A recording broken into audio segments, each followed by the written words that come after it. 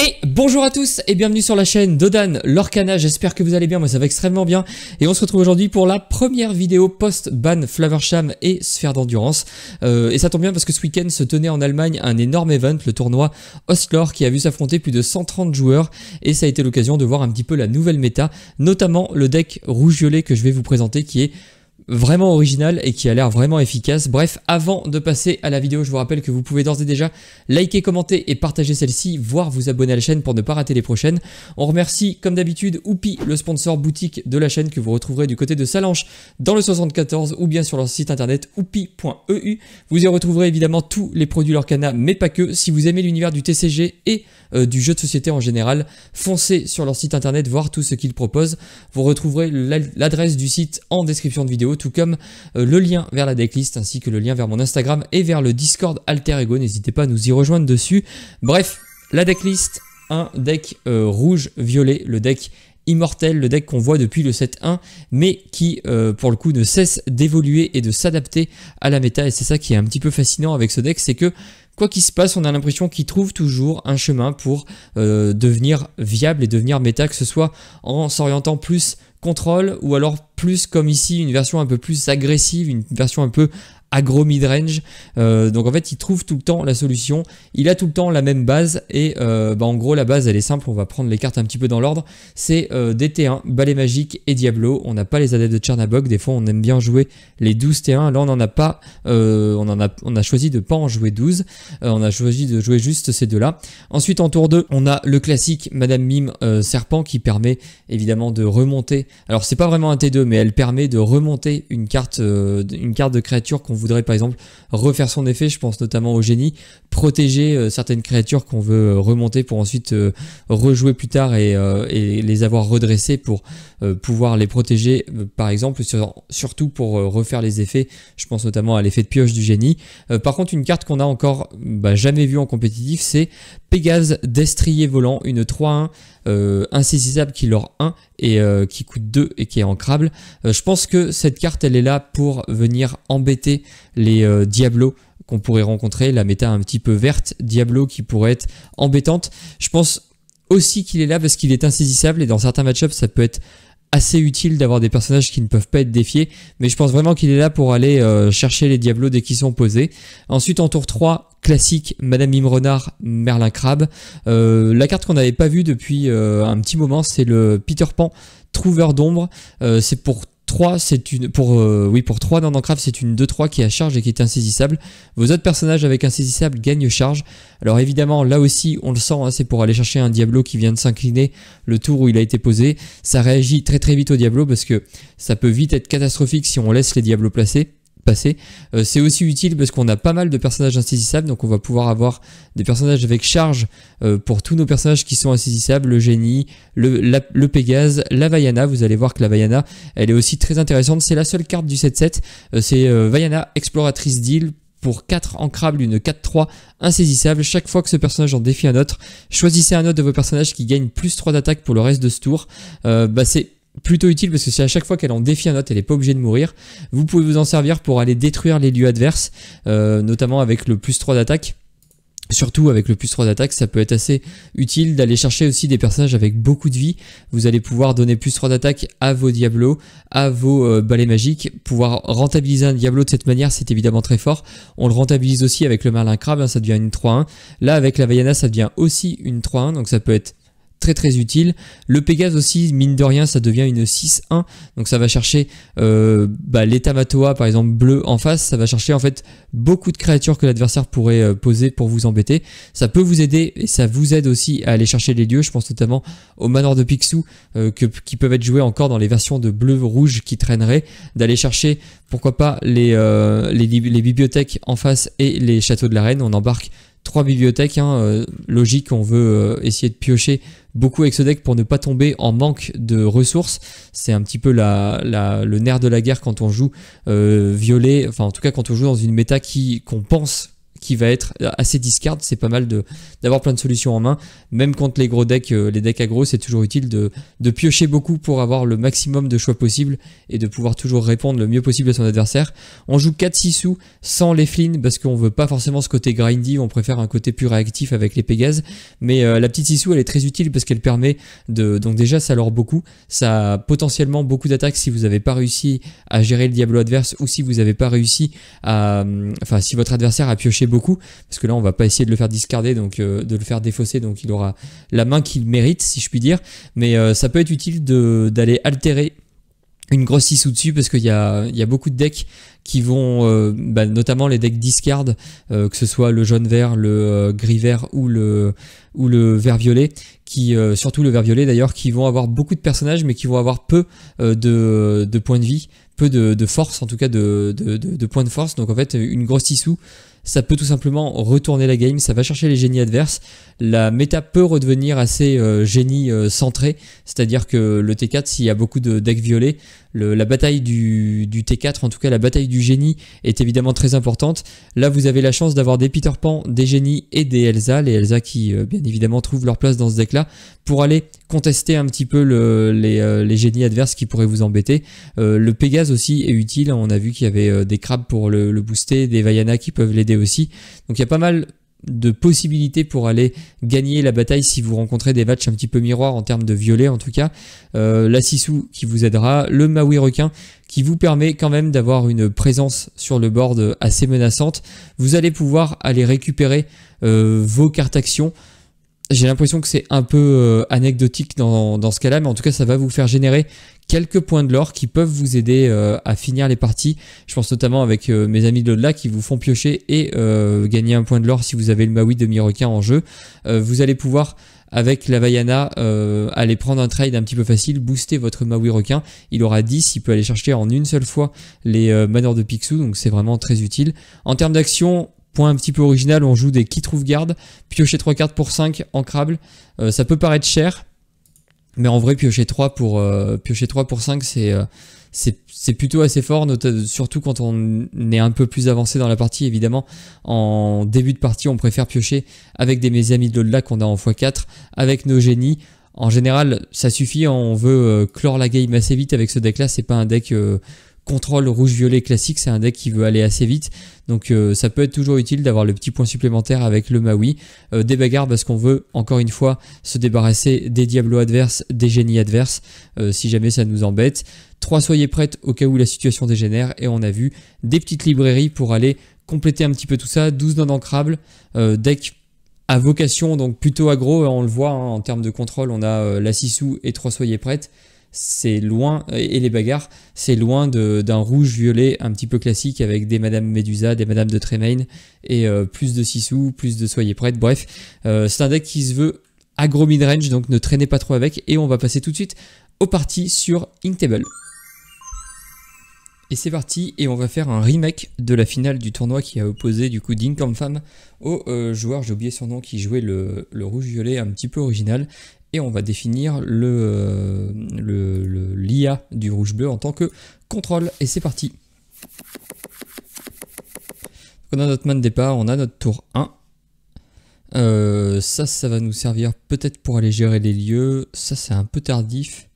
Ça peut nous servir. Ça, on va, je pense, la garder, la librairie.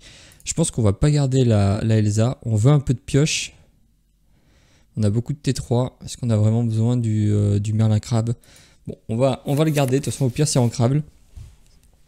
Alors là c'est pas mal, on a réussi à avoir un Diablo. Du coup, j'ai pas vu ce qu'il avait ancré, tant pis, j'avais qu'à être attentif. Il a du coup, qu'est-ce qu'on peut faire? On peut se débarrasser. Je pense qu'on peut peut-être se débarrasser de ça, il n'y a plus de flavor, il y a Typo, mais bon, est-ce qu'on a envie d'aller chercher Typo avec avec ceci, je suis pas sûr. Sinon, on peut peut-être jeter Moana. Moana, ça arrive peut-être plus tard, au tour 3, on aura plutôt envie de faire la librairie. Ouais, on va jeter ça. Et on va jouer un balai, comme ça au prochain tour, on va voir ce qu'il fait, mais je peux éventuellement piocher avec le balai. Donc là, il joue son Typo, assez classique. Nous, on a le Maui requin. J'ai pas trop envie de jouer Maui requin. J'ai l'impression que c'est encore lointain. Je vais plutôt partir à l'aventure. On va pas sacrifier le balai. Pour l'instant, il peut rien nous faire. Au tour 4, il pourrait avoir Dingo et venir chercher notre balai, cela dit. Je pense qu'on va sacrifier le balai pour piocher. Et pas lui donner l'occasion de nous sortir un Dingo qui pourrait nous embêter. Là par contre c'est assez intéressant, on pourrait aller chercher le typo avec un crabe, mais on aimerait d'abord... il a fait glace à l'eau, deuxième typo, il a plus de cartes en main, c'est la bonne nouvelle. Nous on pourrait jouer la librairie pour commencer à lorer un petit peu à distance. Je pense que 2 Vaiana ça sert à rien, donc on va poser la librairie et on va passer. Donc là, il a un brawl, on ne pourra pas le mettre dans la librairie au tour d'après, mais il nous fait piocher. Il a rien d'autre à jouer, il a 2 typos. Nous, on va gagner un petit peu de l'or passif. Tour 4, on va pouvoir commencer à mettre un génie et être un petit peu plus menaçant. On va plutôt mettre le génie que la Moana d'ailleurs. Je pense qu'on va ancrer un crabe. Et on va jouer un génie.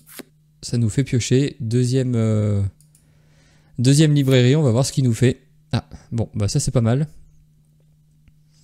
On n'a pas assez pour le taper, mais par contre on a quand même... on a Vaiana et on a le crabe, remarque. Ça fait que 5. Et on n'a pas assez pour faire crabe. Par contre on peut faire... ça fait pas assez non plus. Là il nous embête un peu. Le manoir de Picsou est très chiant.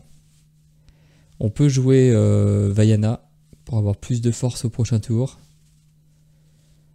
Ou alors est-ce qu'on quand même on blesse? On peut le blesser avec un crabe. On lui ferait 5 de dégâts. Bon, dans tous les cas, on va ancrer quelque chose. On va ancrer la librairie. On va jouer ça. On va jouer le crabe. Est-ce qu'on pioche? On va piocher au cas où il est un soyez prêt ensuite. On va donner offensif à lui et on va aller défier son manoir. Ça lui fait quand même 5 de dégâts. On peut le finir au prochain tour avec une Madame Mime et aller commencer à prendre le reste. Et je pense qu'on va mettre le génie dans la librairie. Et on va passer. Je mets le génie dans la librairie au cas où il est un soyez prête. Là il aurait dû casser sa glace à l'eau avant de jouer le gros Tamatoa. Mais là, nous, il faut qu'on accélère un petit peu, sinon on va se faire prendre de vitesse. Et ça pourrait être un petit peu embêtant. Donc ça nous fait piocher 3, mais on n'en a pas besoin tout de suite. Je pense qu'on va l'ancrer. On a 6. On pourrait faire 3. En vrai, on peut faire ça. Hein. On peut défier avec lui.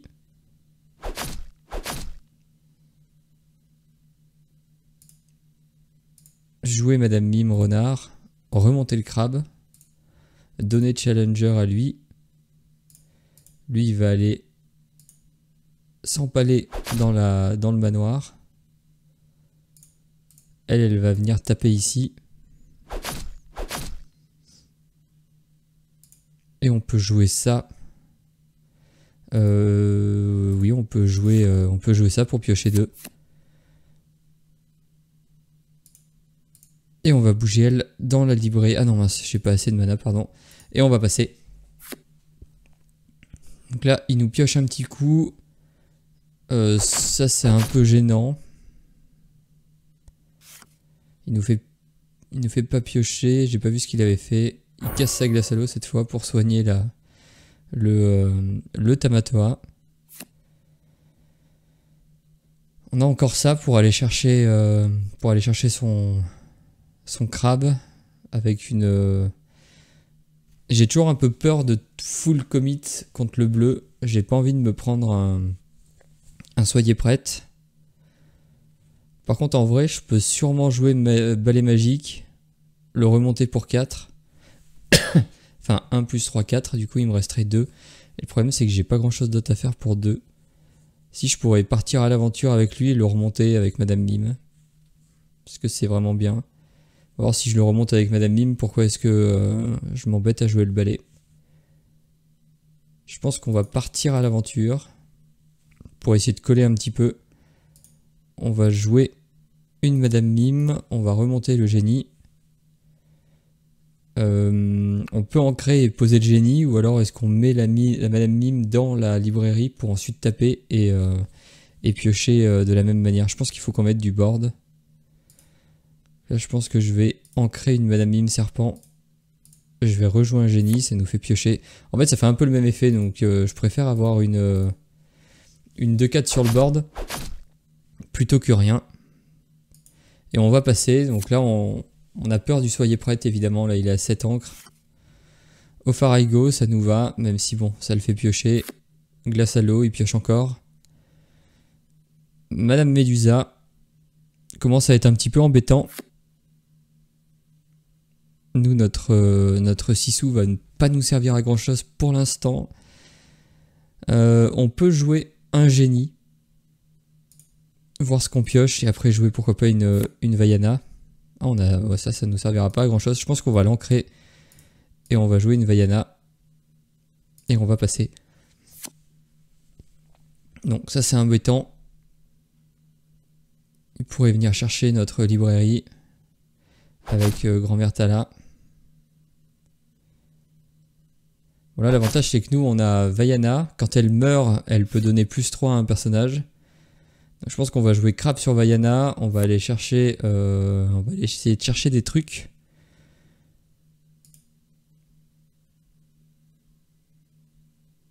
Est-ce qu'on peut pas faire autrement?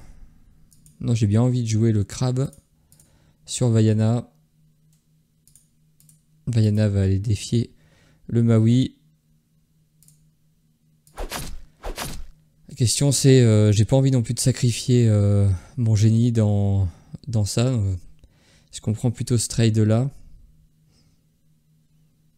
On pourrait poser la Sissou qui est quand même killer quand même à 2 elle aussi.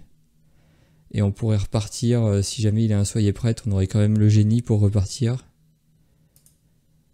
Je pense qu'on va perdre un peu de temps, on va aller trade. Et on va poser du board. Est-ce qu'on ancre et on pioche?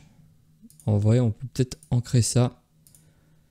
Et jouer du Ursa pour piocher 2. Oula, j'aime pas trop ma main. Après, cela dit, la Sissou, même si elle accomplit rien, ça reste quand même un énorme l'horreur à 3. Et ça peut faire clairement la différence. Bon là, ça nous va, on sait qu'il fera pas de soyez prête.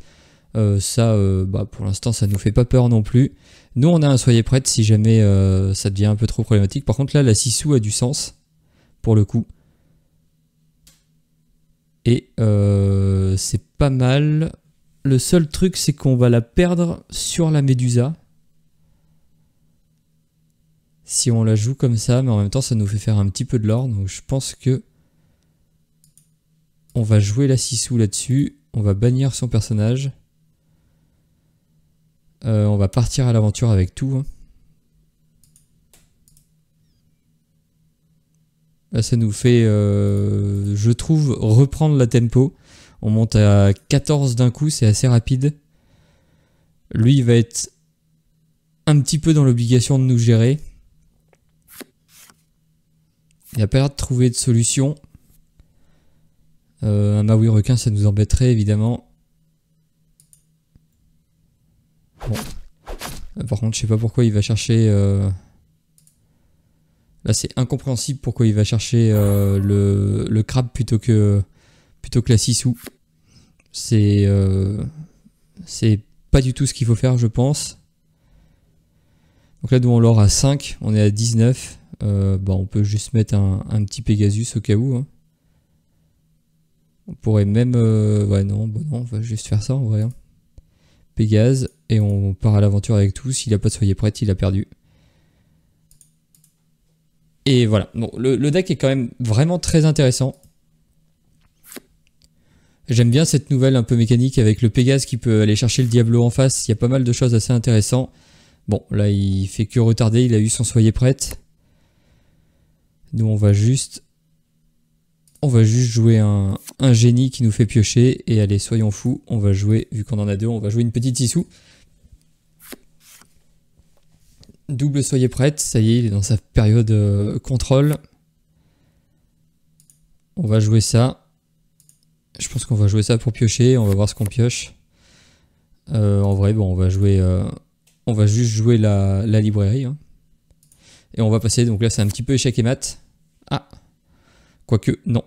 Ah, il prend même pas la librairie, il ne fait rien. Bref, on va enchaîner tout de suite avec d'autres parties contre... Je pense qu'on va jouer contre le Diablo Discard, parce que c'est un deck qui a, pareil, un petit peu... Alors il est pas gros, il est pas contrôle, il est plutôt défaut. On va voir un petit peu comment l'IA se comporte. Mais je pense que c'est un deck qu'on va être amené à voir. Évidemment, la stratégie Discard revient pas mal. Donc là, on a beaucoup trop de non-ancrables qui sont lointaines. On n'en veut pas. Le crabe, par contre, on peut vouloir garder. Le génie, je pense que c'est trop loin. En vrai, je pense qu'on veut pas du tout ça. On veut juste le crabe pour reprendre le board si jamais. Quoi, bon, j'aurais peut-être mieux fait de garder le crabe. Le génie pour piocher, parce que c'est vrai que c'est un deck discard. Donc là, on va ancrer. Bon, on a beaucoup de Madame Mime. Ça, par contre, c'est bien. On va pouvoir piocher si on voit qu'il commence à mettre son prince Jean et tout. On pourra partir piocher. Bon, là, Diablo, évidemment, on est content d'avoir le Pégase. Parce que c'est évidemment un problème. On va ancrer une autre Madame Mime pour poser... alors, attends. On va partir à l'aventure. Est-ce qu'on pioche? Je pense qu'on peut piocher. Hein. Je pense qu'on va le faire pour piocher. On pioche, parfait, on pioche un truc pas trop mal. Là, on pourra aller chercher son Diablo s'il l'engage. Ça, on s'en fiche. Donc là, évidemment, on va envoyer le Pégase dans son Diablo. C'est évidemment pour ça qu'il est là. Tour 3, on va jouer, je pense, une Sissou. Et du coup, on va ancrer encore. Ou alors, on peut aussi jouer un Brawl et garder notre Pégase. C'est peut-être mieux.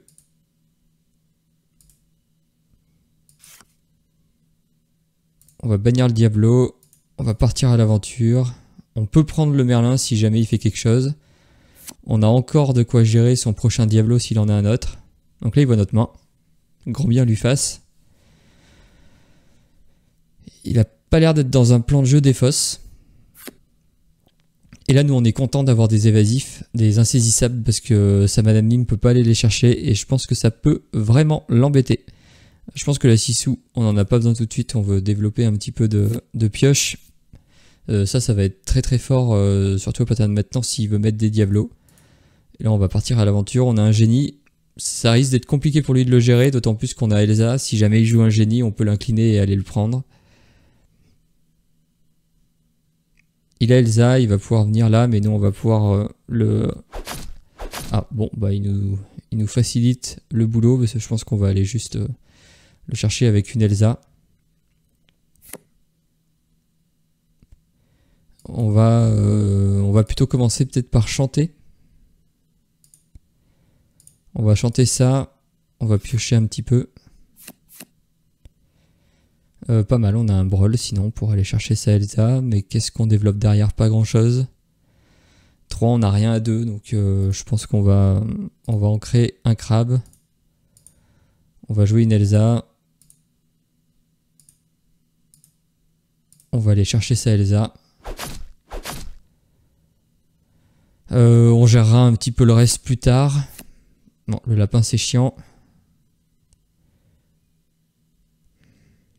On a un crabe, on peut faire Elsa crabe.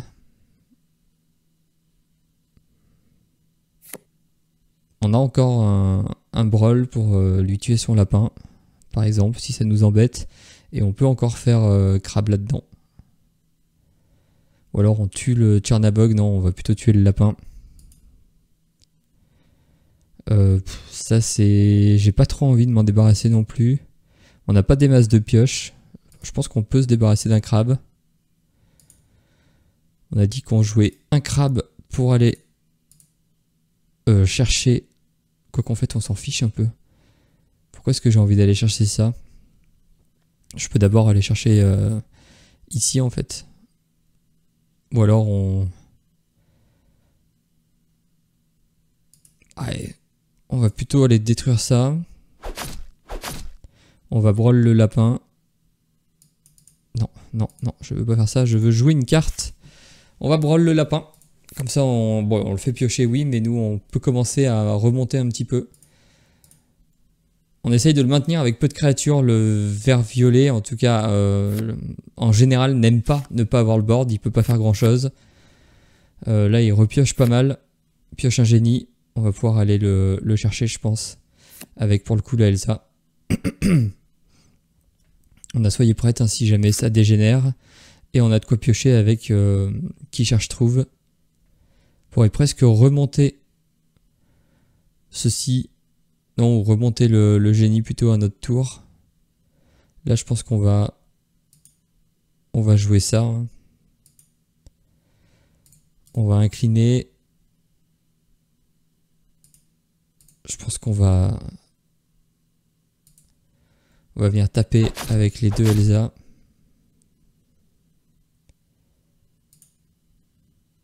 J'ai fait n'importe quoi. Je veux challenge ici. Le crabe, je pense qu'il va aller prendre la Madame Mime. Est-ce qu'on perd pas trop de temps en faisant ça? Mais non, parce qu'on a le génie. Du moment qu'on protège notre génie, je pense qu'on est quand même plutôt pas mal. On va partir avec le génie. On peut remonter le génie pour piocher, donc c'est pas gênant. Le gros Diablo, on s'en fiche, quoi qu'il est insaisissable. Donc oui, si, ça peut être embêtant. Il trouve un autre lapin. Ça, c'est pas mal, mais pour l'instant, on n'en a pas besoin. Donc là, on va partir à l'aventure. On va remonter le génie avec Madame Mime. Ça va nous faire piocher, ça va nous faire un petit peu de bien. Ça le protège. Bon, on a notre 4e Elsa. C'est pas mal. On va aller défier son petit Diablo. Il peut bien prendre le trade, on s'en fiche. Ça joue pas de Gogo Tomago normalement. Ah, donc là ça y est, ça commence à être un peu embêtant. On va se débarrasser de Peter Pan, je pense. Il dit embêtant le monsieur. Je pense qu'il faut qu'on se garde. Qui cherche trouve. Ça c'est bien. Ça c'est très bien. On va pouvoir aller défier comme ça.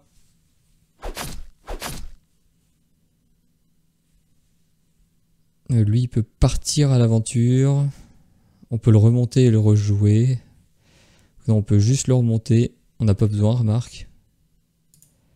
Là ça va venir ici. Il va piocher mais c'est pas grave. Nous on peut piocher 3 à la rigueur. On est devant pour éviter de se retrouver à la carte haute avec d'autres cartes de défausse. Et je pense qu'on va juste jouer ça. Et on va passer. Donc c'est un deck qui gagne lentement. Hein. C'est un rouge-violet de toute façon. Rouge-violet c'est toujours un petit peu dans la souffrance.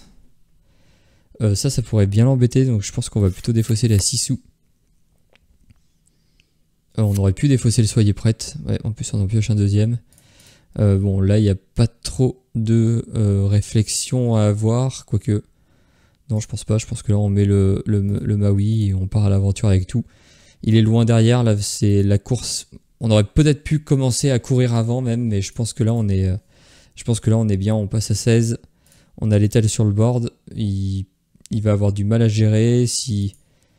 Bon, le Maui requin, dans cette version-là, il va pas chercher forcément grand-chose. Quoi qu'il peut aller rechercher les soyez prêtes quand on nous les fait défausser. Les bagarres aussi. Bon, voilà, il peut bien faire ce qu'il veut. On en enlève tous les soyez prêtes.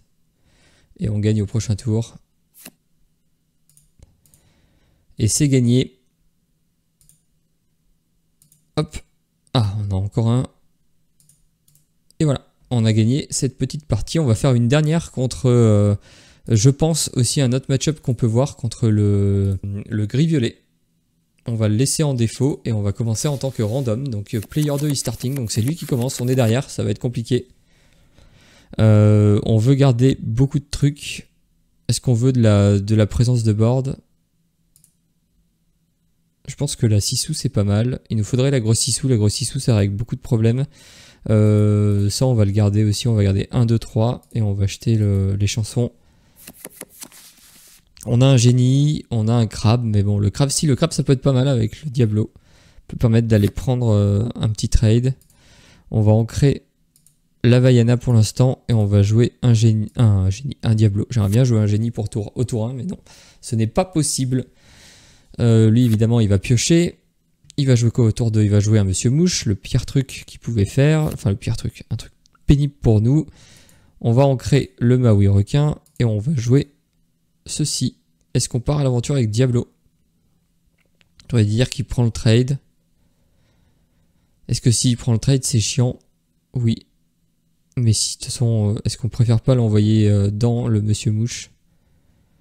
Oui, on préfère l'envoyer dans Monsieur Mouche je pense. Kaloun, embêtante aussi. Donc là on va être obligé de jouer le Merlin Crabe. On va envoyer le Merlin Crabe. On va ancrer du coup quelque chose. Je pense qu'on va ancrer une 6 sous, on n'a peut-être pas besoin d'en garder autant. On va jouer ça. On va booster lui. On va défier ici. Ça là on pioche, c'est pas si mal. On a un autre Pégase. Et je pense qu'on va partir à l'aventure avec Pégase. Il est hors d'atteinte, donc il peut pas nous embêter avec ses Kaloun. Qu'est-ce qu'il va nous faire? Pas de génie. J'ai pas envie qu'il fasse de génie. Mes amis chanter, mes amis pas chanter, ça me va. Là on va pouvoir potentiellement aller prendre la Kaloun. Et pourquoi pas poser un génie nous par contre. Nous on va jouer un génie, on va voir ce qu'on pioche. On a un soyez prête. Je pense qu'on va défier comme ça. Et on va partir à l'aventure. Donc là il a eu un tour mort. Je pense que ça va être un petit peu notre chance pour nous. La librairie c'est embêtant. Mais on a 3, on a assez pour aller la chercher avec juste la Madame Mime. Je pense qu'on va le faire. On a la grande 6 sous. Ça c'est très fort aussi. Là je pense qu'on va partir à l'aventure. On va jouer une Madame Mime sur ça. Ce qui va donner plus 3. Mais ça ne nous donne pas assez. On va être obligé de tout envoyer dedans. Ouais, c'est peut-être pas le meilleur play. En tout cas c'est celui qu'on a choisi.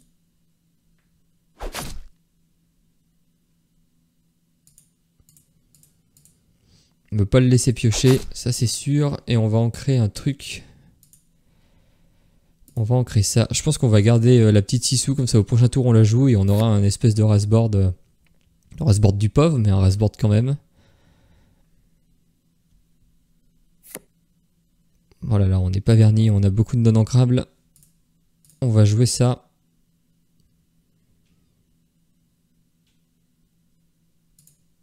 On va quest avec ça, et je pense qu'on va quest avec ça aussi. Ouais.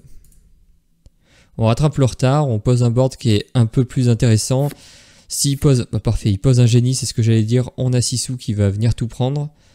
Et ça va l'embêter par contre, parce que nous on va l'aurer très vite. Je pense que la grosse 6 sous, là c'est un petit peu la clé du match-up. Il a beaucoup de cartes pas très fortes, donc c'est vrai que nous, là on a juste à ancrer un petit peu n'importe quoi. Bon, on n'a pas trop le choix en fait. Heureusement qu'on a eu une carte ancrable ici. Sinon, je m'en étais pas rendu compte, mais on aurait été plutôt mal. Donc là, évidemment, l'effet est très puissant. Et là, on peut partir à l'aventure avec tout. Et là, je pense que, en fait, je pense que là, la partie est pliée. Parce que là, il va jamais pouvoir nous rattraper. Au prochain tour, on peut faire un autre génie. Et en fait, on a pris beaucoup d'avance. Il va mettre trop de temps à tout gérer. Nous, on a juste à courir. Donc là, à mon avis, voilà, il va faire Madame Mime qui va taper là-dedans. Mais c'est trop tard. Nous, on va reposer un génie. Toi, t'as rien sur le board. C'est trop tard, ouais. En plus, on a une Elsa si jamais, mais là, on n'a même pas besoin. On va juste jouer génie. Ah, c'est... En vrai, je pense qu'on va ancrer ça et on va jouer une autre 6 sous. Hein. Bah oui. Et on va partir à l'aventure avec tout. On est à 15. On a l'étal sur le board. Je pense que le fait qu'il ait rien joué au tour 3, au tour 4, et le fait qu'on ait la grande 6 ça nous fait vraiment du bien dans le match-up. Je pense que sinon c'est un match-up qui est assez compliqué quand même. Mais là on s'en est sorti avec brio. Enfin voilà, en tout cas, j'espère que cette vidéo vous aura plu. Si c'est le cas, n'hésitez pas à liker, commenter et partager celle-ci, voire vous abonner à la chaîne pour ne pas rater les prochaines. Il ne me reste plus qu'à vous souhaiter une excellente journée et ou une excellente soirée. Tout dépendra évidemment du moment où vous choisissez de regarder cette vidéo. Allez, salut!